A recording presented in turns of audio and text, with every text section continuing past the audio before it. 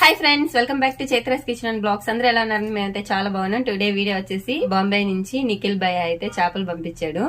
ఈ రోజు వాటితో అయితే వంకాయ వేసి పులుసు పెడుతున్నాను. ఇదిగోండి, చూపిస్తానండి.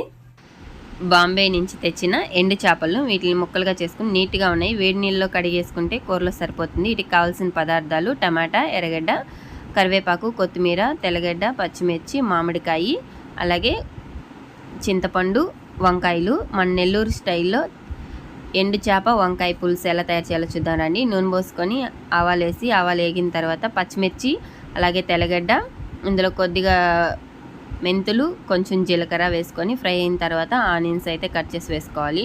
ఆనియన్స్ అయితే ఇప్పుడు 80 రూపీస్ అంట కేజీ.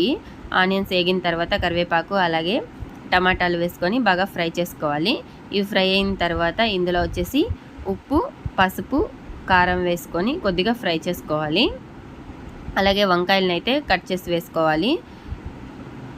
మనకి ఏ సైజు కావాలంటే ఆ సైజు. వంకాయలు వేగిన తర్వాత ఈ వేడి నీళ్ళల్లో అయితే ఈ చేపల్ని కడిగి అయితే వేసేసాను. ఇవి కొద్దిగా ఫ్రై అవ్వాలి. ఫ్రై అయిన తర్వాత చింతపండు పులుసు అయితే వేసేసాను. ఇప్పుడు ఒకసారి కలిపేసుకొని కొంచెం నీళ్లు పోసుకోవాలి. అలాగే ఉప్పు, కారం అన్నీ సరిపోయినాయో లేదో చూసుకున్న తర్వాత కొంతసేపు అయితే ఉడకనివ్వాలి. కొద్దిగా ఉడికిన తర్వాత ఇందులో వచ్చేసి మామిడికాయ ముక్కలు వేసేసాను. టేస్ట్ అయితే బాగుంటుంది పులుసుకి. ఇంకైతే పులుసు అయితే రెడీ అయిపోయింది. ఇందులో వచ్చేసి చేపల పులుసు మసాలా అలాగే కొత్తిమీరతో గార్నిష్ చేసుకుంటే వంకాయ ఎండు చేప పులుసు